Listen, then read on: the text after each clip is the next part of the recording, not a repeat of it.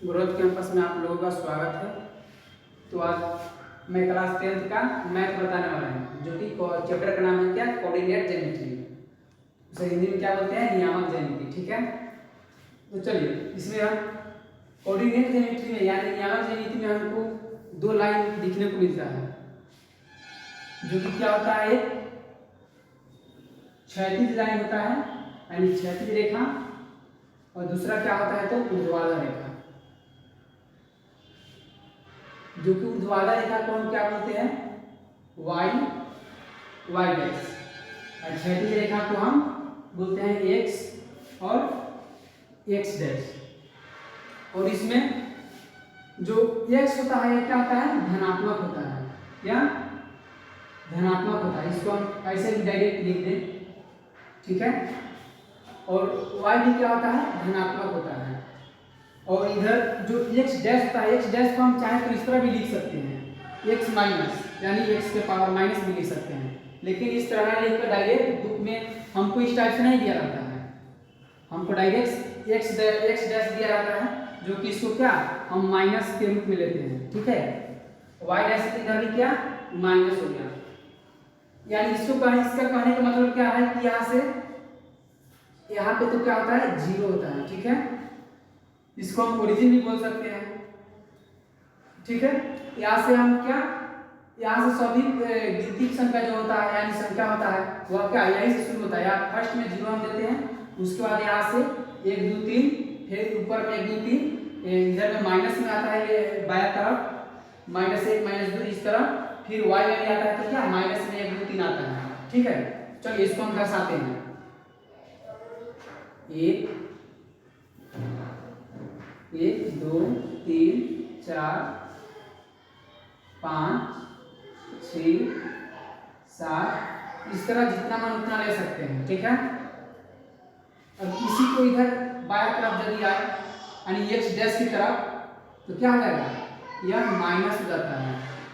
क्यों, क्योंकि हम पहले बता दिए एक्स डैश में क्या होता है, जितना भी संख्या होगा वह क्या होगा माइनस में होता है, ठीक है। यहाँ पर लिख सकते हैं -1 -2 -3 -4 -5 -6 -7, और भी आगे जा सकते हैं, ठीक है। इधर देखिए y में चले तो देखिए यहाँ पे क्या है प्लस, यानी इस लाइन में यानी इस रेखा में जितना भी जाएंगे आगे नंबर जितना भी देंगे वो सब क्या होगा प्लस में होगा, ठीक है। 1 2 3 4 5 6 7, यानी हम 7 तक लिख रहे हैं, लेकिन आप लोग का मन तो ज्यादा भी लिख सकते हैं, कम भी लिख सकते हैं, वह क्वेश्चन के अनुसार लिखा जाता है।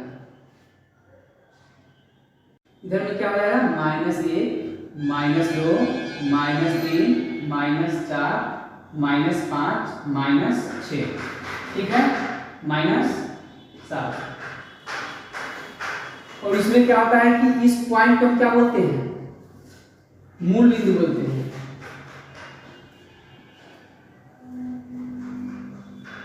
मूल बिंदु, और इसका निर्देशांक भी होता है, जो कि क्या होता है 0,0, ठीक है।